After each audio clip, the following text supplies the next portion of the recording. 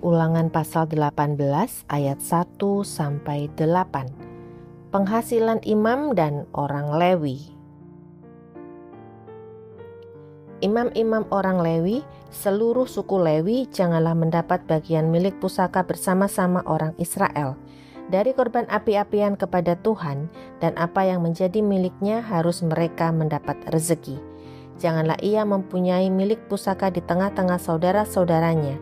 Tuhanlah milik pusakanya, seperti yang dijanjikannya kepadanya. Inilah hak imam terhadap kaum awam, terhadap mereka yang mempersembahkan kurban sembelihan, baik lembu maupun domba.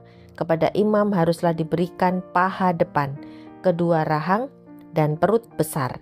Hasil pertama dari gandummu, dari anggurmu dan minyakmu, dan bulu guntingan pertama dari dombamu haruslah kau berikan kepadanya. Sebab dialah yang dipilih oleh Tuhan Allahmu dari segala sukumu, supaya ia senantiasa melayani Tuhan dan menyelenggarakan kebaktian demi namanya, ia dan anak-anaknya. Apabila seorang Lewi datang dari tempat manapun di Israel, di mana ia tinggal sebagai pendatang, dan dengan sepenuh hati masuk ke tempat yang akan dipilih Tuhan, dan menyelenggarakan kebaktian demi nama Tuhan Allahnya sama seperti semua saudaranya, orang-orang Lewi yang melayani Tuhan di sana. Maka haruslah mereka mendapat rezeki yang sama, dengan tidak terhitung apa yang ia peroleh dengan menjual harta nenek moyangnya.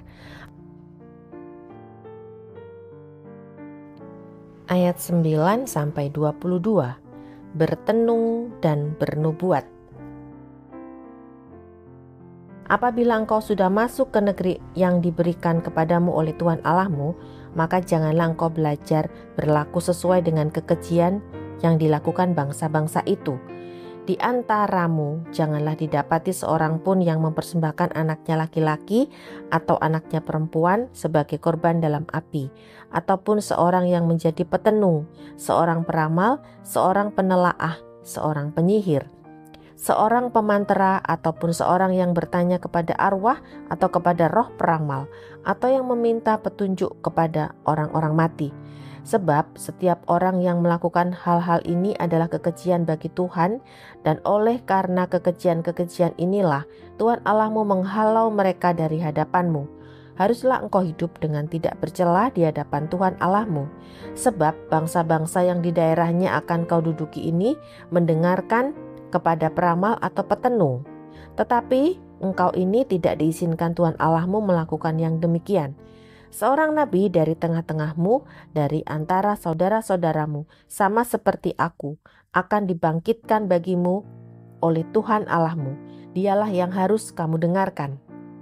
Tepat seperti yang kamu minta dahulu kepada Tuhan Allahmu di Gunung Horeb pada hari perkumpulan, dengan berkata, tidak mau aku mendengar lagi suara Tuhan Allahku, dan api yang besar ini tidak mau aku melihatnya lagi, supaya jangan aku mati.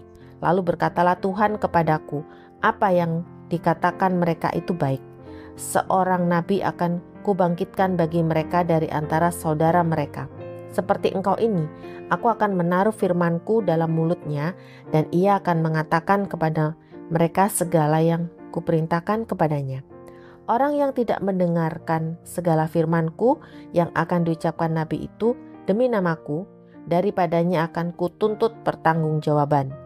Tetapi seorang nabi yang terlalu berani untuk mengucapkan demi namaku perkataan yang tidak kuperintahkan untuk dikatakan olehnya, atau yang berkata demi nama Allah lain, nabi itu harus mati. Jika sekiranya kamu berkata dalam hatimu, bagaimanakah kami mengetahui perkataan yang tidak difirmankan Tuhan? Apabila seorang nabi berkata demi nama Tuhan, dan perkataannya itu tidak terjadi dan tidak sampai, maka itulah perkataan yang tidak difirmankan Tuhan.